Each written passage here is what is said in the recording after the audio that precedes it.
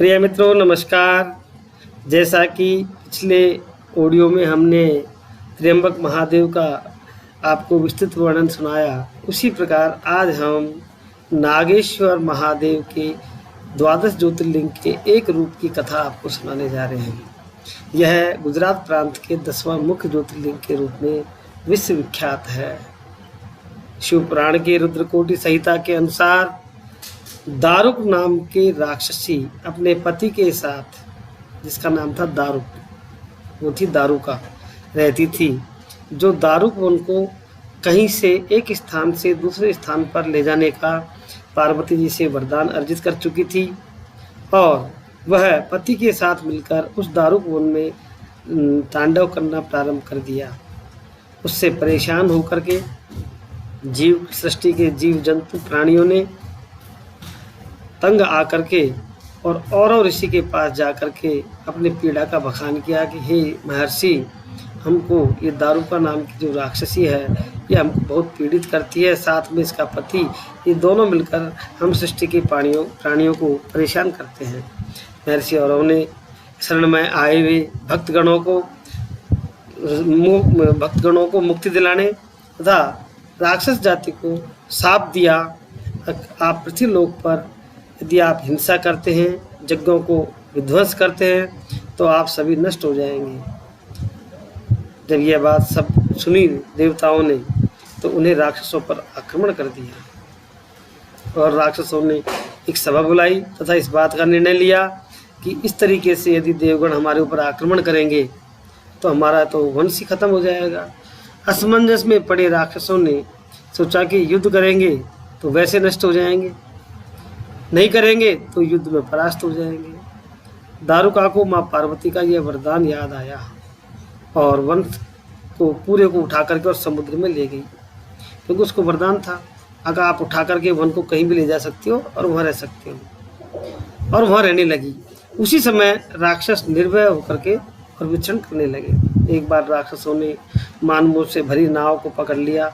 उसमें सुप्रिया नामक एक ब्राह्मण था, वह बड़ा ही शिव उपासक था। सभी साथियों को उसने शिव जी की आराधना करने के लिए प्रेरणा दी और कहा कि आप ओम नमः शिवाय पंचाक्षर का जाप करते हुए शिव जी को प्रसन्न करें। दारुक नामक जो राक्षस है, उसको ये पता लगा कि ये सब मिलकर के और भगवान भोलेनाथ की पूजा कर रहे हैं, अतः उसे बहुत अधिक क्रोध आया तथा उसने उनको मारने का प्रयास किया और अपने कृपाण निकाल करके और उनको डराया। तब सुप्रिया ने शिव जी को प्रार्थना की और कहने लगा, हे भोलेनाथ, आप इस सृष्टि में हमको बचा सकते हो, अन्यथा राक्षस जाति हमको समूल नष्ट कर देगी। उसी समय प्रार्थना करने पर भोलेनाथ प्रसन्न हुए तथा क्षण भर में प्रकट हुए और यह वरदान दिया कि आपकी करुण पुकार तुरंत शांत हो जाएगी और चारों वर्णों के जो लोग हैं अपने धर्म का रहते हुए यहाँ पालन करेंगे तथा राक्षसों के लिए कोई जगह नहीं रहेगी। वह यह सुनकर के और अपनी पत्नी के पास गया। पत्नी को पार्वती माँ ने पहले ही वरदान दिया हुआ है, तो सभी प्रधान राक्षसों को नष्ट करने का जब उन्होंने कहा भोलेनाथ ने, तो दारुका ने शिव जी के क्रोध से बचने के लिए माँ पार्वती के पास पहुंची और माता से वर मांगा, हे माँ, क्षमा करें, मेरे वंश की रक्षा कीजिए। पार्वती जी ने भोलेनाथ से प्रार्थना की, हे प्रभु, हे महादेव, यदि आपकी आज्ञा हो तो राक्षस पत्नियाँ अपने जो पुत्रों को उत्पन्न करेंगी वो इस वन में रह सकती हैं, यदि आपकी इजाज़त हो। भोलेनाथ बोले, तथास्तु, लेकिन अपने भक्तों का पालन करने के लिए प्रसन्नतापूर्वक मैं यहीं विराजमान रहूँगा और मैं जन कल्याण के कार्य करूँगा। इस प्रकार भोलेनाथ नागेश्वर कहलाए। शिव पुराण के अनुसार नागेश्वर में, यह गुजरात प्रांत का मूल दंडक वन में नागेश्वर है, जिसको आजकल दंडक वन बोलते हैं। इस स्थान को लेकर के मत एक नहीं है। एक तो है द्वारिका में इसका मंदिर, दूसरा है द्वादश ज्योतिर्लिंग के अनुसार उत्तराखंड अल्मोड़ा में, और तीसरा है महाराष्ट्र के हिंगोली में।